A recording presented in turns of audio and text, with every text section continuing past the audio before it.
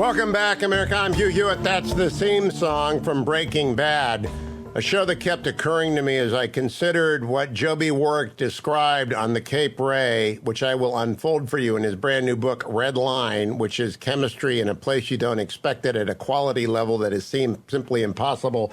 Joby, welcome back. Two-time Pulitzer winner, author of Triple Agent and Black Flags, both books that must be read. I've got Red Line here. You've been reading my Twitter feed. I got 14 pages of notes here. I hope you're ready and relaxed. I got a lot of questions for you. Got my coffee here. Great to be with you, as always, Hugh. It is a terrific book. It is the unraveling of Syria and America's race to destroy the most dangerous arsenal in the world. And Joby, when I do a long-form interview for the radio show and the podcast, I mention The Red Line by Joby Warrick a few hundred times so people will know what we're talking about. But I also want people to go get the book. You could talk for hours and you can't cover this book. Am I right about that? It's so mind-boggling. You know, the crazy part, Hugh, was trying to put it together in 300 pages or whatever it is. It's just so much richness of detail. And the fun of reporting this book was just every interview was a revelation. And how the hell did they do this? And what happened there? And it was just astonishing to me. And to have to whittle down, all the stories to fit into a single volume was a challenge. There are books within the book. That's what I told people on Twitter. There are many books within the book. We'll talk briefly about each of them, but I cannot possibly. This does not substitute for reading The Red Line, America. You got to go get it. I want to begin on page 250, right? Sort of two-thirds through the book.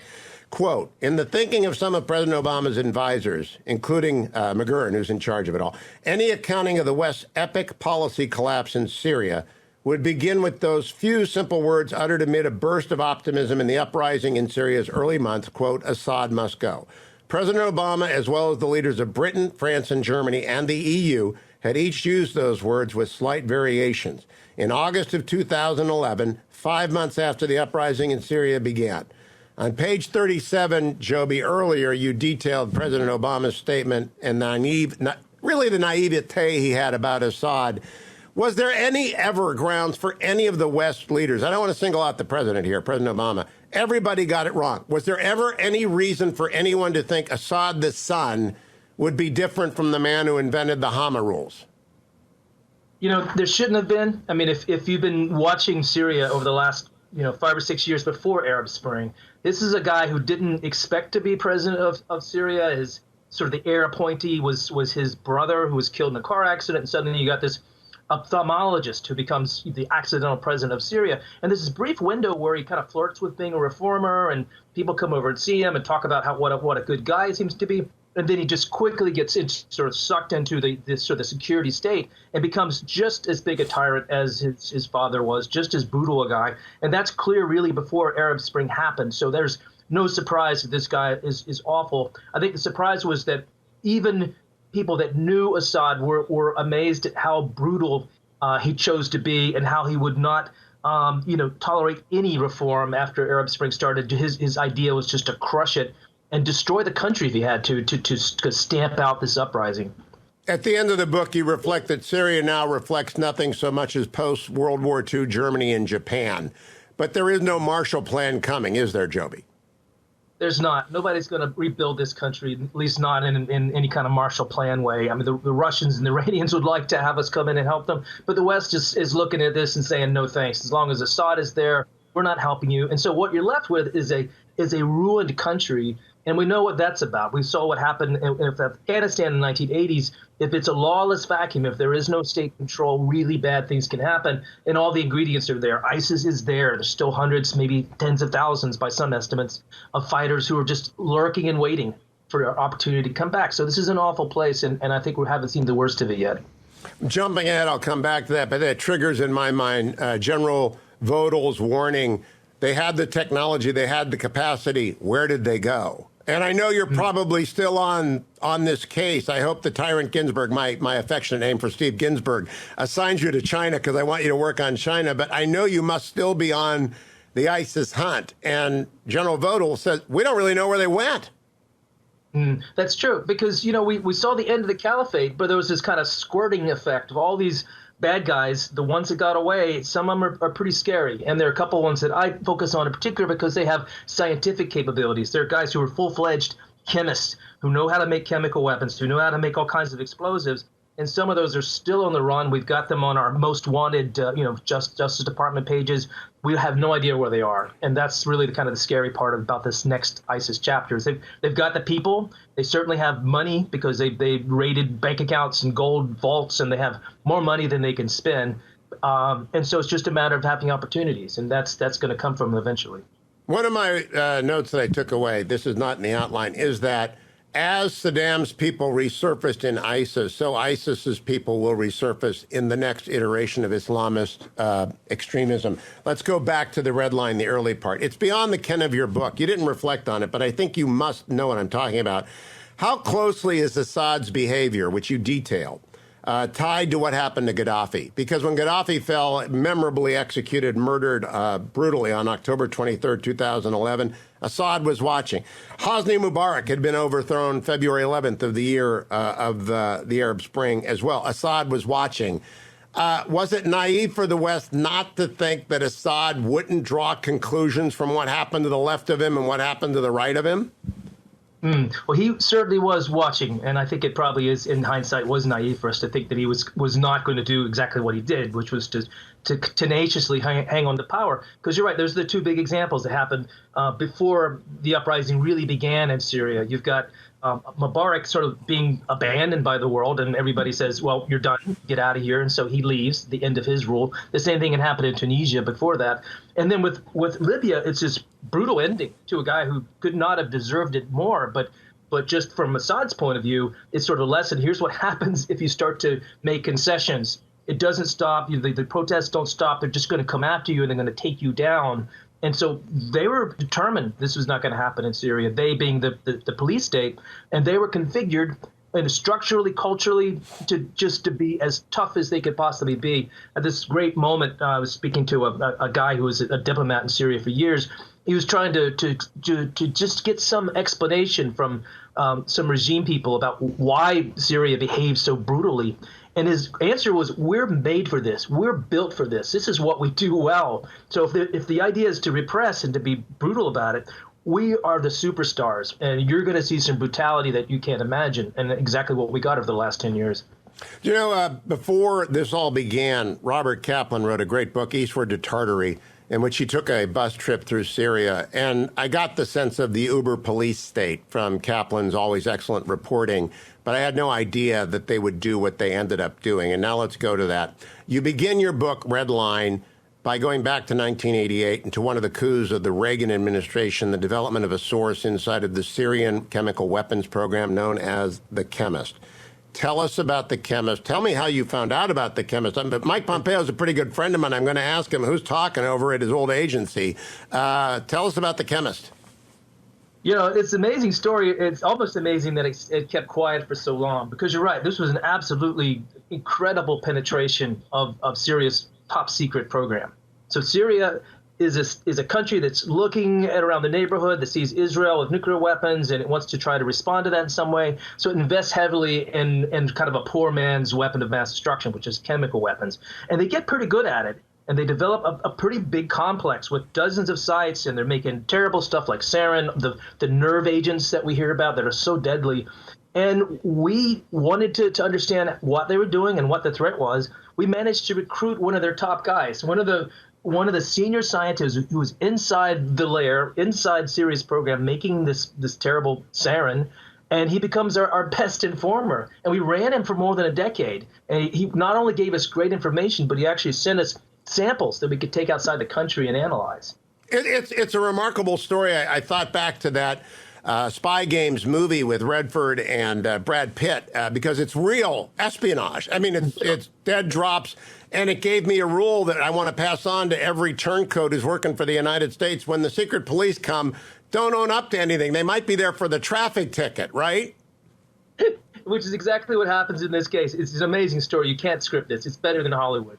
But the guy had been such a great spy for so long, and he just got a little bit sloppy, as some do. He was getting a lot of money. He's getting paid for his information, and he starts, taking outside income from other sources. So he gets hauled into the office, so to speak, on, for over a bribery issue, a corruption problem. And he panics. He thinks that the Syrians have figured the whole thing out, so he confesses all of it. He confesses the CIA, role, and the Syrians apparently did not even know about it. So essentially, tripped up himself, and we'll just say that things didn't end for him very well after that. In fact, I want Syrian exiles to hear this. Never go home. At the end of your book, there is a tragic story of someone who escaped Syria, one of your sources, whom the Syrian secret police lured back with a promise of amnesty, and he's vanished back into the prisons from which he had escaped. Don't go home. Is that not a takeaway for you? Yeah, absolutely. I mean, this poor guy, and he shows up several times in the book as someone who just essentially swept up and he was trying to deliver some baby formula to a besieged area of Syria. He gets caught. He gets thrown into these awful dungeons that the Syrians kept and tortured in unbelievable ways. He manages to get out and escapes, and the Syrians kind of lull him into thinking that they're going to bring him back in, and he's going to be, he's going to work with prisoners, and he's going to be a reforming voice inside Syria. It was all crap, of course. He gets to the airport, gets snatched up, disappears right inside the gulag again. And so, the moral of the story is don't trust the Syrians when they say, come back and we'll give you a nice little villa. Now, in your book, Red Line, there are heroes, there are tragedies, and there are villains. One of the heroes is a guy named Andrew Weber. Now, I've never heard of Andrew Weber. I have read about him now, and we don't agree on a lot of stuff. It's like when John Kerry comes on the show, I always say, we're just not going to agree, but let's be polite. And I actually admire this guy. What a career. There aren't many people that buy MiG-29s by the dozens in the course of their career or take all the nukes out of Kazakhstan. He's in charge of this. Tell us about Andrew Weber and how you connected up with him, because he's a superstar. He's not in the current administration. I hope he comes back. I've known Andrew for a long time, and just my take on this, and I think you probably agree with it, is that there are all kinds of people within the national security establishment, and the good ones understand this is not about party and politics, but the job is about protecting the country. And Republican, Democrat, the good ones understand that. And I do think that Andrew fits into that category. But here's a guy who throughout his career was the guy who helped get bad things out of bad places. So after the Soviet Union collapsed, he was the one kind of making deals with shady characters who happened to know where uranium stockpiles were that were left over from the Soviet days, and would work out a plan to get them out, usually smuggle them out, usually by paying a lot of money. But we got some really bad stuff out. We got MiG airplanes that were abandoned in Moldova that the Iranians were looking to get, and we got them out. And in this case, here's a guy who understands the weapons threat. Here's a country in the Middle East with a weapon of mass destruction that's really portable, that's really dangerous. Any country that gets their hands on it, or any terrorist group that does, they've got themselves something pretty powerful. And so he becomes very excited as early as late 2011, thinking, we got to figure a way to get this out. We cannot let this remain in Syria. Somehow it's got to go. So he was part of the spark that kind of led to this massive operation that ultimately happened to get the chemicals out. And Red Line details how the entire arsenal was built and how part of it was dismantled, and we'll come to that. But just a moment on Weber. One of my closest friends in the world is a guy named Dan Poneman, and he served both Republicans and Democrats, so he's a Democrat. He chased loose nukes for a while, and he taught me, he was DepSec of Energy during Obama years, and he was on the National Security Council. He taught me that uranium has signatures. What you taught me in this book is that chemical weapons have signatures, so that sarin has a signature. We know we can go backwards, and I think the world needs to know, WMDs, we will find out who did whatever happens anywhere in the world because of the scientists. And I knew that about nukes, but until I read Red Line, I didn't know that about chemical weapons. And I didn't know that either. And it's fascinating. And in this sort of the details get very technical. But you can find if sarin is used anywhere in the world, even after it's used, you can look at that chemical composition and you can tell where that stuff came from with pretty good reliability. And the Syrians made it easy because they had a couple of added ingredients that they had invented themselves to kind of make it more stable, to make it more potent. And no other country that's made sarin has ever used that. So whenever Syria tries to claim that, that attack that happened in this village here, that wasn't us, we didn't use that sarin, we can tell pretty clearly it came from their arsenal. Whoever dropped that bomb, we know who made this stuff. And that's important going forward, because if we have a chemical attack anywhere in the world, we can figure out pretty quickly who's behind it, and there's potential payback there. And the We here is an organization I had never heard of until I read Red Line. in The Hague. And it's in my notes somewhere. OCWD. What's it called? What's it called? Yeah, OPCW, and it's the Organization for the Prohibition of Chemical Weapons. And you would not have heard of it. It's obscure. It's a big bureaucracy. We got hundreds of people there. Their job is to police the enforcement of the Chemical Weapons Treaty. And until 2011, 2012, that wasn't too tough of a job. It basically means traveling around the world and making sure the Russians and the Americans were getting rid of their stockpiles like they said they would. And that was it. And suddenly here they are in the middle of one of the biggest WMD crises of our time. And they ended up having this outsized role. And some of the people, as you see in the book, become real heroes and are incredibly brave. Huge. We're going to come back to that. Let me go back to the beginning, page 13. The estimation of every leading intelligence agency in the world, that's a quote, was that Syrian regime would collapse. Some could be, that's basically what we said about WMD in Iraq in 2003. Every intelligence agency in the world says X. At that point, now I'm beginning to think when everyone agrees, we'd better appoint a red team to go and take a look at that assumption because everyone was wrong again. Yeah, absolutely right. I mean, this was, I know this because I was on the ground reporting at the time, and I would go to all the countries in the neighborhood, and we know who they are, the Israelis, the Jordanians, the Turks. They all saw Assad's days as numbered. In fact, as we saw, we see in the book, the Obama folks were almost worried that he was going to fall so quickly they wouldn't have enough time to really get behind the rebels and make a big show of that. But the reality is that Syria had something going for it that no other country had to this degree. They had the Russians and they had the Iranians, two countries that saw the survival of Assad as being in their own direct national security interest. And so that was the sort of the tipper. If it just been Assad and his army, eventually they would run out of people and money, and they kind of did. But then the Iranians back them up, and Hezbollah backs them up, and the Russians come in militarily. And so this was the guarantor that no matter what happened, no matter who threw up what at Syria, unless we got involved militarily, Syria was going to survive. But nobody saw that coming in 2012. An echo in Red Line by Joby Warrick is of Dr. Kissinger's book, Diplomacy. When a great power is involved to a greater extent than any other great power, that great power will win. If they will raise the ante, which is the definition of a great power, is the ability to raise the stakes, when only one is involved, they will win. In that case, it's Russia with a near great power, Iran behind them. So on August 20th, 2012, President Obama told reporters that the use of chemical weapons would be a red line. Terrible mistake in retrospect. When you say something like that, you've got to live with it. It's probably, even Ben Rhodes admits to you later, it's probably the defining moment of his presidency, at least the worst moment of his presidency. Did he mean it when he said it? It's a good story because it's very complicated. And I think he did mean it in the sense that the Americans, the security establishment, the Israelis as well, were really worried in the summer of 2012 that Syria was about to give his weapons away. And they weren't so much thinking about him using them on Syrian people. That hadn't really entered anybody's imaginations. But they were really worried that Hezbollah was going to end up with these weapons. And the Israelis saw signs that these things were starting to move around. And so you see Hillary Clinton and Obama both kind of running around over a couple of months saying again and again, don't do that. Can't get rid of these weapons, can't give them away, don't move them.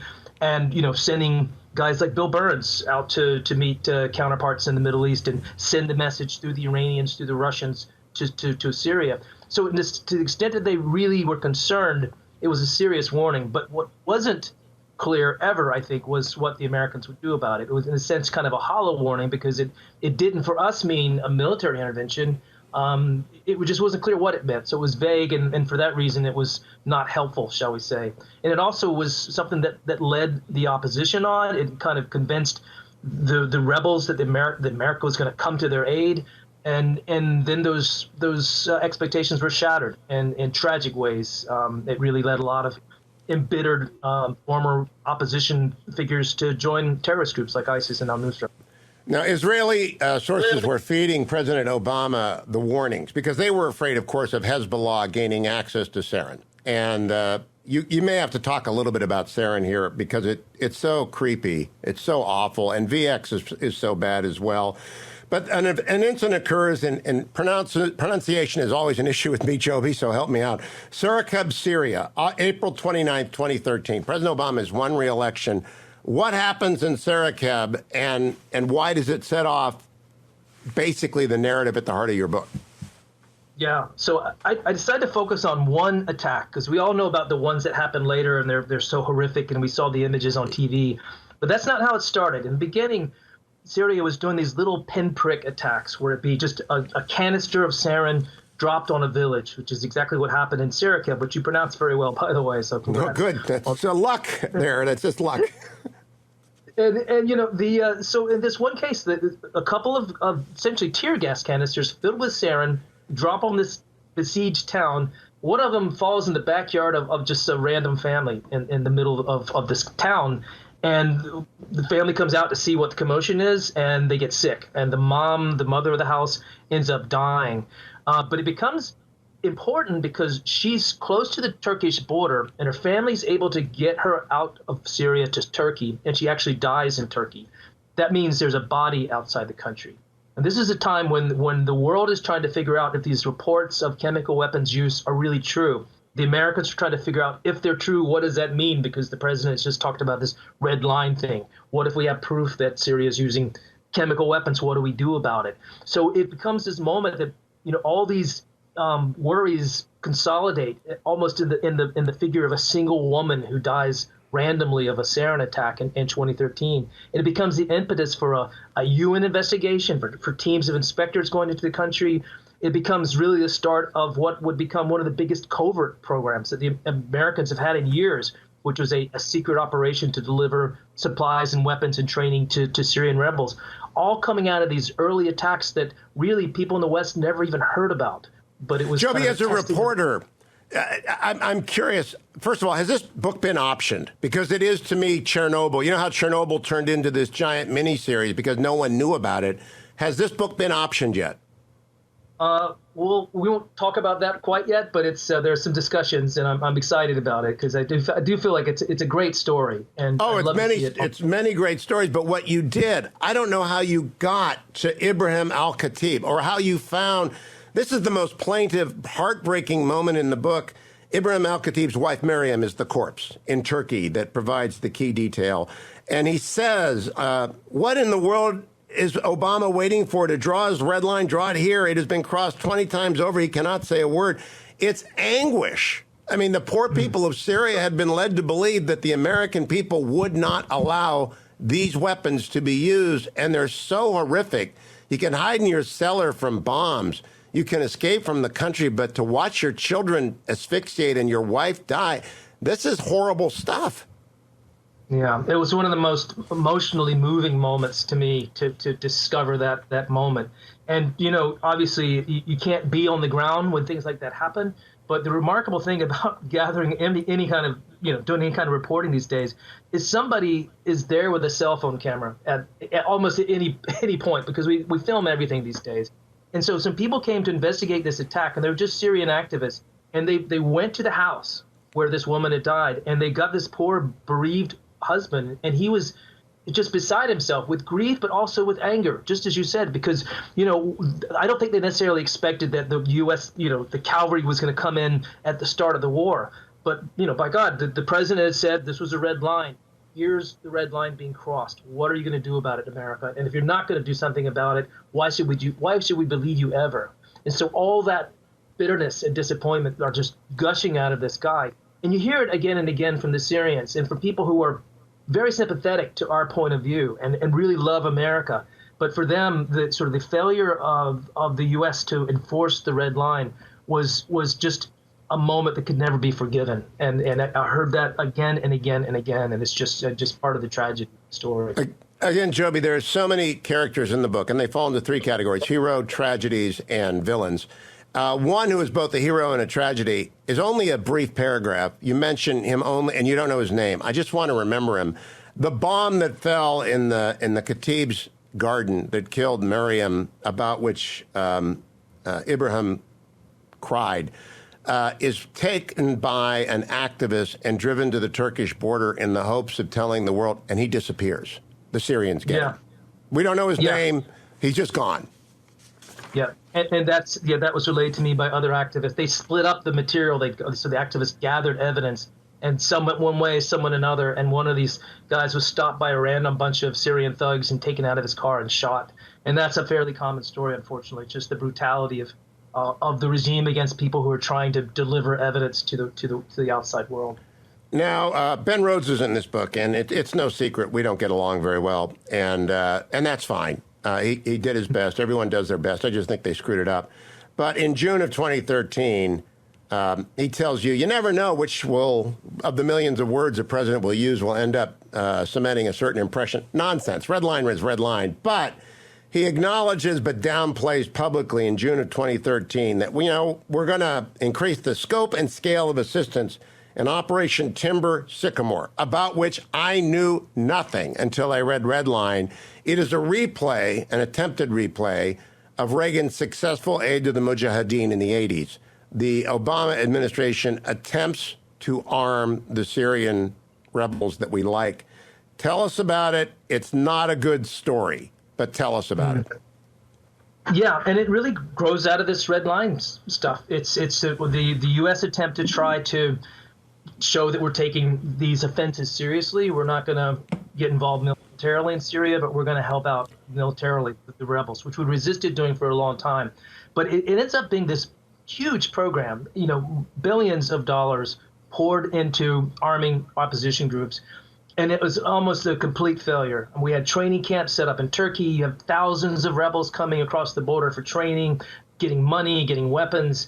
And they just, once they went back into Syria, they were gone to us. There's a lot of them just joined, other organizations that paid more money. The weapons were stolen that we'd spent so much time, buying and giving away. And we ended up having almost nothing to show for it. And Obama, by the end of his presidency, was pretty sick of the whole thing. And then Trump comes in and just pulls the plug on it because it was not a useful program, shall we say. And it's part of the legacy is it helped kind of throw some gasoline on what was already a raging fire, just in terms of making things more violent and more destructive than they even were. Worse than a waste. Later in the book, you described one of the things that Timber Sycamore produced were tow missiles that somehow end up in ISIS hands and attack Syrian tanks. Now, it turns out that ISIS doesn't triumph there, but the fact that they had our weapons is a warning about blowback, and that's the famous term that applies to the Reagan effort, too. Of course, blowback always comes. Let me go back to the heroes. Weber and Tim Blades, who's my favorite character in the book, absolutely my favorite go-to guy. I want to meet Tim Blades.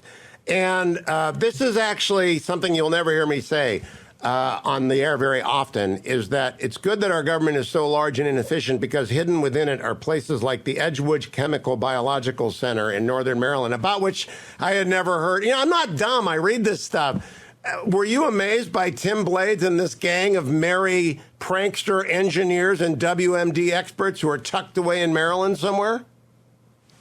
I had no idea these guys existed, and they are absolute heroes. They're some of the as unassuming, just kind of workaday guys you'd have a beer with, and they ended up having the part of the story which they were the ones that actually destroyed the chemical weapons at sea when nobody else in the world would do it, and they did it against the predictions of everybody who kind of knew what they were talking about, and they said this was always going to work and it's going to be a disaster, and they pulled it off out of pure pluck. And Blades, in a way, symbolizes it all. He's kind of cantankerous, no nonsense guy who just said, well, give me the job and I'll get it done. I'll show you that we can do it. And he did. Now, but people remember that the chemist had told the Americans about the rough extent. He was turned and discovered. So all we knew was that they had about 1,300 tons of really bad stuff. And I'll leave it to you to describe, Joby. I'm going to give you the floor here for 3 or 4 minutes to describe what Blades and Major General Santee and Weber and the whole gang, the Cape Ray. I just want you to give a brief. You got to read the book. You got to read Redline to get this, and your eyes will roll back in your head, and you'll say, that's amazing. It's absolutely amazing what this gang did. But it begins with our knowledge that there are 1,300 tons of killer stuff that if ISIS or Hezbollah or anybody gets it, will end up in New York killing tens of thousands, or in Europe, or in Istanbul, or in Israel. It's just bad. And it's up to these people to deliver it and destroy it because of something Kerry got done with Lavrov, which was an agreement after the red line was broken and we did not deliver. Take up the story from there and how Weber got Blades and the gang to get aboard the Cape Ray. Yeah, and so to do it in 3 minutes is a challenge, but you got it right. So this is, we have this problem. There's this material that we're finally going to get out of the country, and that was always the challenge. How are we going to get it out? Well, turns out there's a deal now. Syria has agreed to give up its declared arsenal. They didn't get rid of all of it, but most of it came out. And so the question arises, where does it go and what do you do with it? In the U.S., we built a huge complex for destroying chemical weapons that we had built, and it cost billions of dollars. It's taken 20 years, and we still haven't gotten rid of it all. But this guy, Tim Blades, and his team said, hey, we can invent something that's portable, that can be put in a truck and transferred anywhere in the world, and it'll destroy these precursors, so they're these chemical weapons, so they're not ever usable again. And so he built his machine. It cost $3 million, which is just amazing. It was so cheap, it's almost laughable by Pentagon standards. They built it on spec and put it in a warehouse thinking, well, maybe someday we'll use it, maybe we won't. And then when this deal breaks out, holy cow, we got this machine, where do we put it? And so the Americans go around the world. You see Weber and others going to places like Albania and knocking on the door with hat in hand saying, can we set up our machines somewhere on a military base or on an airfield somewhere? Everybody said no. So it was left for Tim Blades himself to take his machines and put it on the only platform available in the world, which was a boat. They got this old ship out of the Ready Reserve fleet, turned it into a chemical weapons destruction factory, and strapped these machines onto the deck, and then headed off to the Mediterranean to pick up these hundreds of tons of really dangerous weapons, and then over 40 days just spin circles around the Mediterranean, destroying them one barrel at a time. And things almost fell apart. They had one problem after another, a little problem of instability of the boat itself, a problem with environmental activists who decided to stop them and sent a flotilla of ships out to try to find them, and all this adversity, and somehow they managed to get it done and didn't kill anyone. It didn't contaminate the Mediterranean. And it was just all a testament to bravery, skill, and some pretty good guys, as you say, who happen to work for the U.S. government in the bowels of the bureaucracy of the Pentagon. Now, there are a number of threads in this tapestry. People need to read or see the whole tapestry by buying Redline and reading it, but I'm going to pick out 3 or 4 threads just to emphasize. Number one, and I want everyone who thinks their idea is great to hang on to this. When the ship was brought up at Pentagon meetings as the alternative, you say on page 143, the ship idea was regularly mocked whenever it came up at meetings. Then the experts at the end tried to stop it when it turned out that Albania folded on us. And there's a book within the book about the diplomacy here.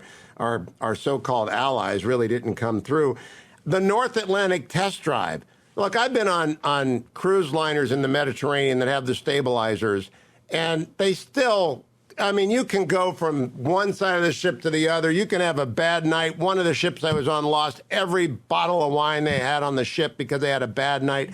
I can't believe they tried this, Joby. I really cannot believe they got away with this and that it did not get killed. But hats off to Blades and the captain and the crew. And I'm going to come to another person, but for a comment on that, it should never have got, if they let experts decide this, it would never have been done. You have to let engineers engineer. Yeah, exactly right. Because these guys knew what they were doing. They hadn't tried it at sea before, but they had a pretty good invention and they knew it. But then you get experts come in, and there was a team of senior Navy people who came in and looked at the plan and looked at the boat, and they came out and said, that's not going to work. You guys are screwed. This thing is going to capsize. You're all going to die. The ship's going to get contaminated. You won't even be able to get it into a port to get it cleaned up. This is going to be a giant disaster. And this happens 2 weeks before the ship's mission was supposed to begin, and it was essentially a death sentence. And the solution for Blades and for Weber and for Santee and these others was to essentially ignore this, because at this point they had no other alternative. There's no other plan for getting rid of the weapons. They were coming out of Syria. Somebody had to take them. And so they said, well, let's just do it. And, the Santee, who's also one of my heroes, he's this major general who was trying to bring all the pieces together. And he said, this is just as FUD. This is fear, uncertainty, and doubt. This is kind of the Pentagon's expression for it. And we can't let that paralyze us. And so in the end, it just becomes this can-do spirit that prevails against all these naysayers and all these skeptics, some of them raising good points and concerns. But sometimes you just have to do the best you can and take as many precautions as you can, but just try. And General Santee, Major General Santee, after it's done, this part of the book is done, after they dispose of their 600 tons, he sends an email. 5 months to create a first ever deployable hydrolysis system. 66 days to outfit the vessel. 42 days to destroy 600 metric tons of Syria's most dangerous chemical weapons at sea. The number we will never know, the number of men, women, and children in Syria who were saved from death by chemical weapons. Now, the rest of the book details how not wholly are they saved, and certainly not at all from death. But General Santee is right. This is an amazing story. I want people to read it, to read about the Americans involved in this story. Now let's talk about a different hero. And I mean Sigrid Kaag. Am I saying her name right? Absolutely right. All right, Sigrid Kaag. She is freaking amazing. Have you seen the miniseries 000, Joby? I have not yet. I've heard it's great. It's great. In it, Andrea Riseborough plays Emma Linwood. She's going to play Sigrid Kaag. And by the way, the ship in 000, you know where it sails to? Gioia Tauro. Oh, no way. Yeah, yeah. So when I'm reading Red Line and I'm watching 000 at night, I say, wait a minute. And I go back and I get my book and I say, holy smokes, the handoff takes place in this most disreputable port in the world. But in the meanwhile, go back to Latakia, though. She's the Danish special forces are amazing, but they've got to get the Syrian chemical weapons to the port. Then they got to get them on a Danish boat. It's impossible that they pulled this off. Yeah, absolutely. You have this moment, the first few weeks of this disarmament mission go pretty well. The Syrians decide they have to cooperate, and they're letting the inspectors from Sigrid Kaag's people come into the country and start to look around. But, within about a month, they start to shut things down, and they start to block the inspectors. They start to make excuses about why they can't help anymore. And into the middle of this, you have this mother of four, this Dutch diplomat named Sigrid Kaag, had never seen a chemical weapon in her life, had no military experience, but was kind of an Arabist, was married to an Arab, lived in Jerusalem for a good number of years, and she knew the players, she knew the Assad people, and she comes in tough as nails and just goes toe to toe with them to force them to do their job, and you see them they're driving around the country.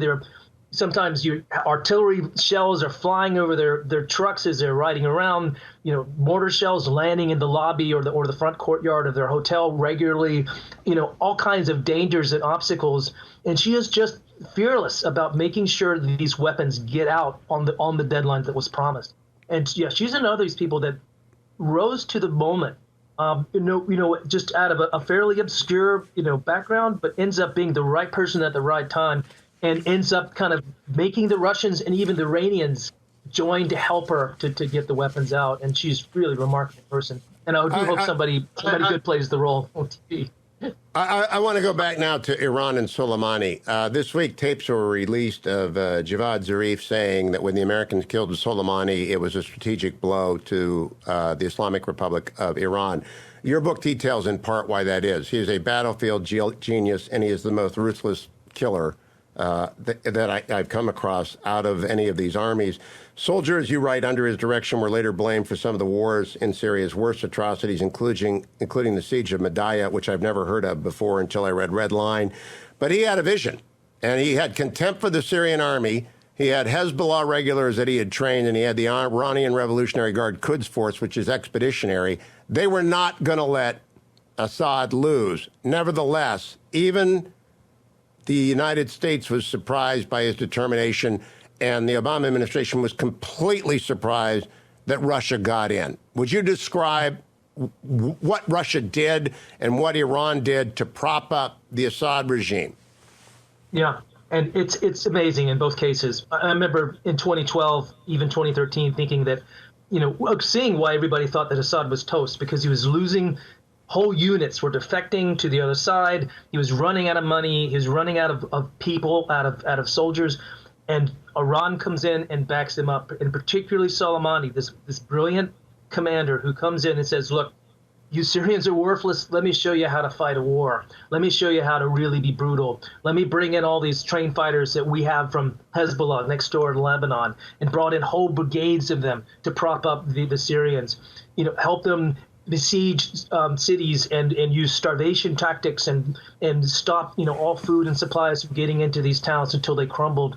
And this was the sort of the military genius behind Assad's survival. And when things look really dire for Assad, he goes to Moscow, flies to Russia himself, and says to Putin, "We need your help as well."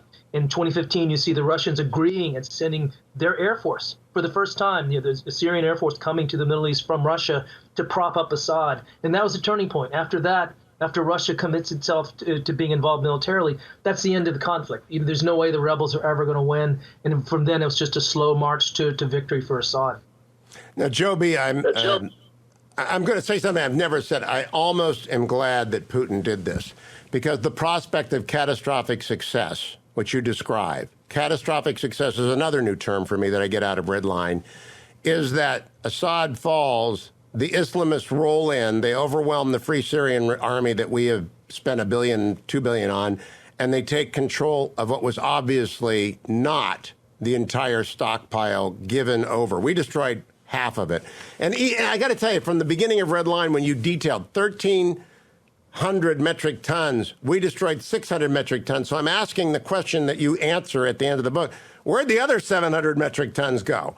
And the answer is not all of them left. And they came what is catastrophic success? Why am I explaining to the audience what almost happened? Because it's a nightmare. And I think I'm sort of glad Putin stopped it. So when we were arming the rebels, so finally there was kind of a critical mass where there was enough weapons, there were enough trained fighters joining the Islamists who were now engaged as well, that Assad started to get in trouble around 2015. And this is the moment when Soleimani goes to Russia and says, you need to get involved militarily because bad things are happening. If the rebels had won then, there's no question about who would have come out on top, because it was no longer the secular opposition to the extent that ever could have succeeded, because it was a weak and very divided force. Now it was the Nusras, the Al-Qaeda people. Now it was Islamic State, the best fighters in Syria. And they were the ones that were poised to take over. And if they didn't succeed initially, as you said, they would have overwhelmed the secular opposition, and they would have been in control of the country. And you can imagine a success, overthrowing Assad, but the catastrophe is the part that the new rulers of the country are the worst people we could imagine running a country in the Middle East, the extremists. And that could have happened, and that was the catastrophic success scenario that was giving people willies at the White House in 2015. And these weapons are so hard to describe. And one of the amusing segments of Red Line, when they get to Site 7, Dr. Evil's lair, as you call it, or they call it, they try and destroy the rocket.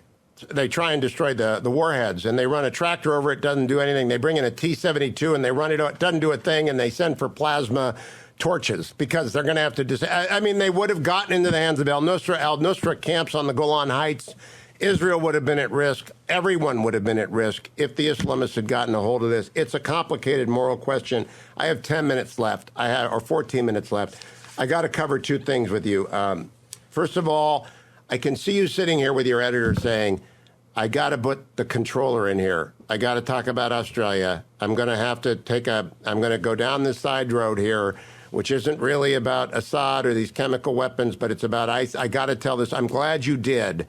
That's creepy. I did not know the Australians had I knew they had a near miss. I didn't know they had 2 near misses, and I didn't know what we were dealing with. Why did you include, am I right? You just said to your editor, I got to include this story? Yeah, absolutely. Because I guess you could structure the book so it ends with the removal of the weapons, which was a great ending and a success in its own right, despite how it was an imperfect success. But in the background, you have this whole other chemical weapons problem, which is the fact that ISIS decides to get into the game as well. And they didn't get a chance to get the weapons they wanted from Assad, so they decided we'll make our own, or we'll innovate with our own kinds of technology, kind of simple stuff we can use to carry out chemical weapons attacks around the world. And they nearly pull off a couple of times. They had their own chemical weapons factories inside Mosul, where they were trying to make sulfur mustard, which is horrible stuff. It's not sarin, but it's nasty. They made some. It wasn't very good, but they were getting better. And at the same time, they were trying to commission WMD attacks on other countries. And there's one moment in Australia where, the book reveals the Israelis tipped off the Australians to the fact that there was a serious plot underway on their shores with a couple of guys who were trying to build a chemical weapons dispersal device. And they made it. They got the materials together. They got the machine. It was just a matter of timing. The Australian police arrested them, probably days or at most weeks before they were able to launch this attack. Do we know who the hero is? The Australian baggage clerk or check-in counter clerk who stops the meat grind? Do we know who that person is? Because there are heroes in this book. They don't have names. I don't know if they want to be named, but thank God she was picky about the weight limit for carry-on baggage, or hundreds of people would have died. Absolutely. To show you how sick these terrorists were, they recruited their own brother, who they didn't like. He turned out he was homosexual. He's kind of the family black sheep. And so they planted the bomb on him, put it in his hand luggage. And he walks into the airport to check in, but his bag was too heavy for a carry-on bag. And it was some, random, front counter clerk who looked at this bag and said, "That's too heavy. That's not going aboard. We're going to have to screen it."